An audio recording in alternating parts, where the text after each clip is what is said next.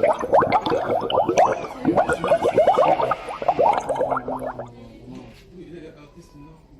on voulait prendre des images et puis montrer aux gens que non, il est montrer surtout au ministère de la Culture. Je vous avais demandé à la sécurité là-bas ils nous ont pas le droit. Je ne savais pas. Si vous nous avez dit que vous venez aller chez le docteur, on allait faire ça. Parce que nous sommes dans un hôpital, moyen hôpital Bazora, tant que nous avons une image à bouiller. Voilà donc vous avez qui on est ébélé partout dans le monde. Où il y a mon qui a un Bissouli. Est-ce que vous avez un numéro ou un téléphone? Oui, numéro. Et ça, le numéro 089 78 91 832. Pourquoi vous avez 089 78 91 832. Maman, vous avez ici, artiste comédienne, des choses à faire. Ah, phare, ok. Ce sont des femmes artistes, qui maman l'a appelé, les pays qui n'avaient pas de choses chargées la sociale. Il y a 6 personnes sociales, mais vous avez quitté, vous avez représenté des. Il y a maman Pati Milanga, des pays qui n'ont maman l'hôpital, beaucoup de cas, mais ça grave qui. En tout cas, quand maman est à la casse, même ma médecin va me dire que qu'il a eu à l'hôpital, il est grave.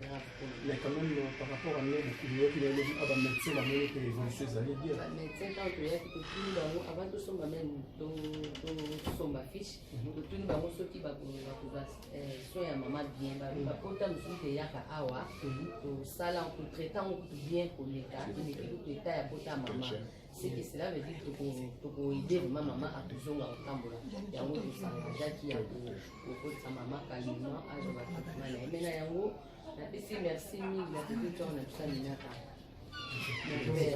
ça, son père. Donc, ce qui y était, le macamus au salamite. À partir de là, il y a un message na femme artiste, les femmes artistes de Télémi, il y a un message mardi, et puis lundi, on a les matins, on a famille, et puis on a rejoint la solution à maman, donc nous avons besoin de. Merci beaucoup, mesdames et messieurs, on clôture cette émission comme ça. Donc, vous gardez toujours contact. Numéro à Maman Fanny, Katalé, il y a plein de vieux qui parmi la tour, qui a les amis.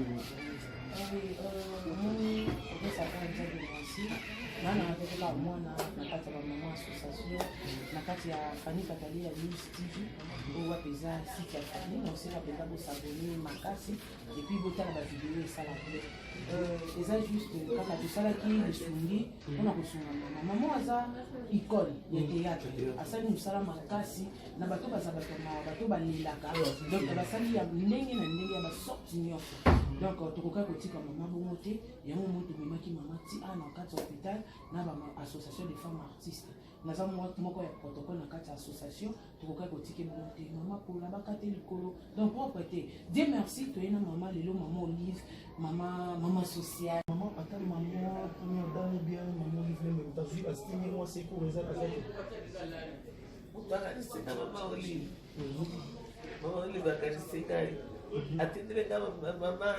Belleville na tombo aikosunga na lesu kutona zaka na mwa ko se ba examen d'hôpital nazo se ba examen siko. OK.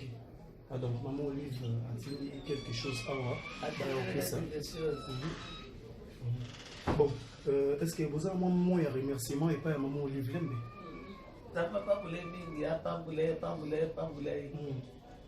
a continuer kusunga bana ndeka kusunga bana dama kuzosi ya mingi koleka. Amen.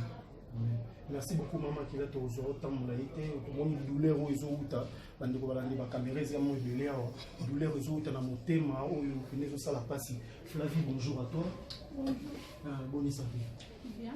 Lelo na tongo lelo biso baka ba pandisa moto kitia na kati hôpital ya Sebeko toye ko zo vraiment mo ba nouvelle ya maman biso ko maman asali biso musala kitoko na mboka Congo oyo ba sepela ki na ba seka ki ba ki vraiment et puis ba besoin ki ba conseil par rapport à musala oyo azali ko sala a véhiculer makambo malamu na mokili mobimba lelo oyo azana hôpital boye kozwa na tongo lelo bozwi visite ya maman Belleville qui est la représentante ya l'artiste comédienne aye kotala bino lelo onimo ya malonga oyo ayaki kotala bino namoni mama biso makila lobi merci na maman yo lobana Maintenant, on va merci à maman Olive.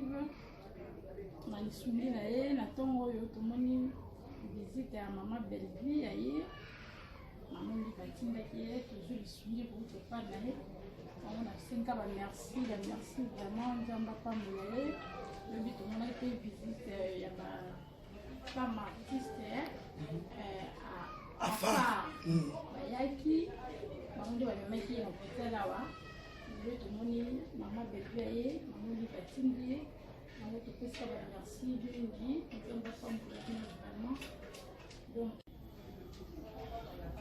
sikoyo yo osenga na gouvernement na biso mingi vraiment yo osenga na gouvernement na biso parce que ntango so basoin oyo ozozwa eza propriété fo kozwa basoin ata libanda ozosenga na gouvernement na biso gouvernement basalisa ngai naza na moto aosalisa ngai te natikali lokola mwana etike nazalaka tata nazanga mama nazalaka na bana na ngai oyo ya mwasi ya liboso azali awa te adeplace.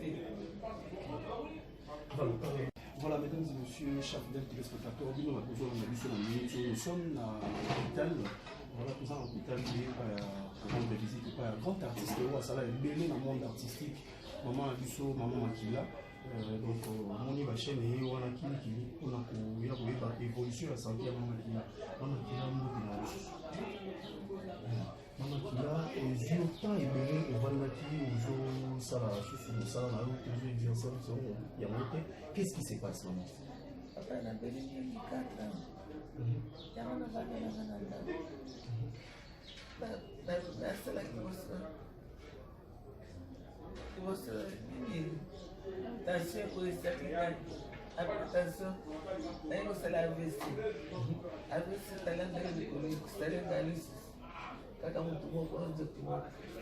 on a les colosaux dérangés votre problème.